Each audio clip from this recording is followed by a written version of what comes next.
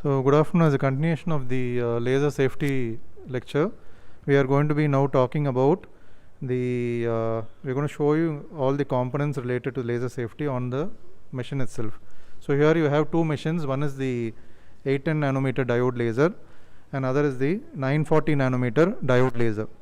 And as you can see, all the people who are inside the particular working area, including sir who is handling the camera, they are wearing the safety glasses, right? So that is mandatory before you start. So in the 810 nanometer, I am just going to show you certain components, and Dr. Naveen is going to show you the same thing on the 940 nanometer, and we are going to show you the full workup in the 940 nanometer diode. So what you see here is the 810. First thing what you can see here, you have a key, a laser key. This is a little old machine, so you do have the key system, whereas in the BioLace, you will be seeing that you will be having a password instead of a key, right? And then in the behind, if you see, you can see something like a projection here, right? This with a small loop here. This is the interlock jack. This is called the interlock jack. So this loop is what will be normally tied to the door, and when you open it, this will just pop out, and if it pops out, the machine will shut down. So this is called the remote interlock jack, which is used for the access control. In addition to this, you have the emergency stop button. For both the machines will be showing you. This is the emergency stop button here, which you just hit. It is going to result in a shutdown of the machine. Okay, and then you have the guarded foot switch. You can see that we can't just press, nothing is going to happen. Only when you put your foot inside and press, it is going to result in a activation. On top, it is not going to, nothing is going to happen. So this is your guarded foot switch. Okay. Now moving on to the 940 nanometer, Dr. Naveen will be demonstrating. So you have the first power switch, which is located behind. This is also having a battery backup, so you don't need to power it, plug it to a power cord. You can just switch it on there.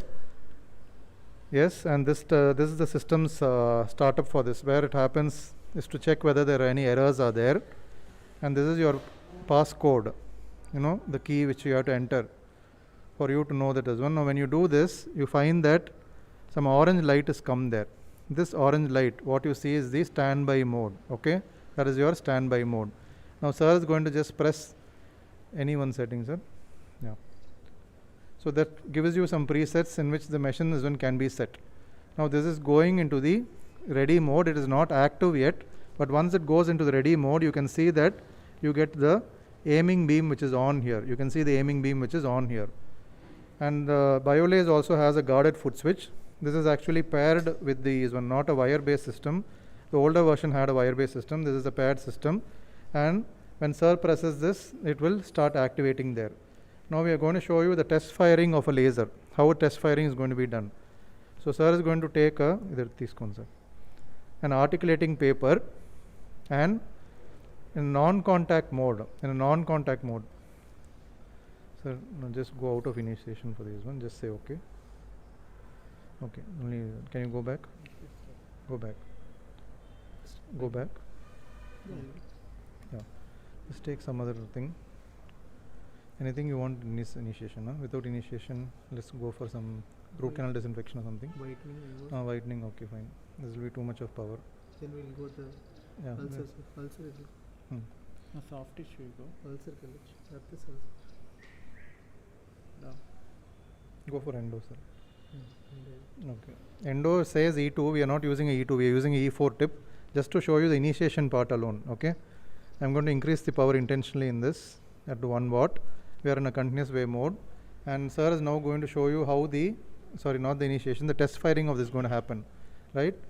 So now the laser is still in the standby mode. You can see it is in orange in color. Now sir will again press it.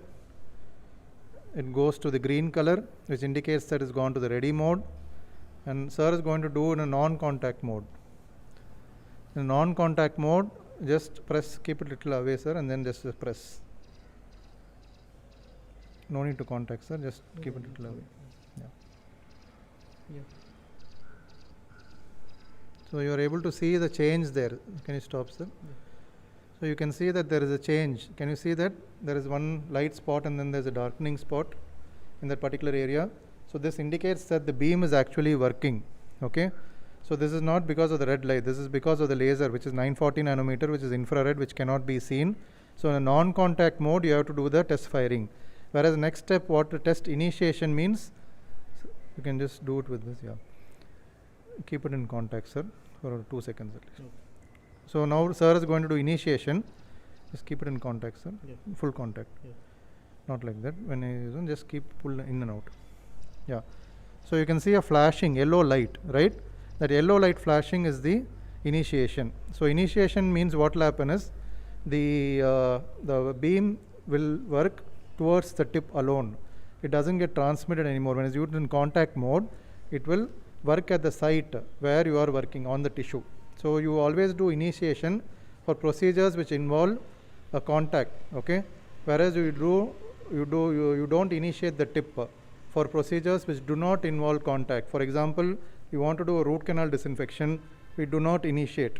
Okay. So during your hands-on also, first do the root canal disinfection, finish the zone with non-initiation, then go for the initiation cutting all the things which are going to be demonstrated in the next one. So all that has to be done with the initiation. Okay.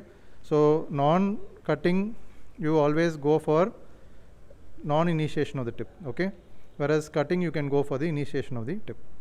So with this, we'll hand over to Dr. Ram Sabarish, who will give you a brief demonstration on how to do the preclinical exercise on tomato as well as brinjal and on the goat head.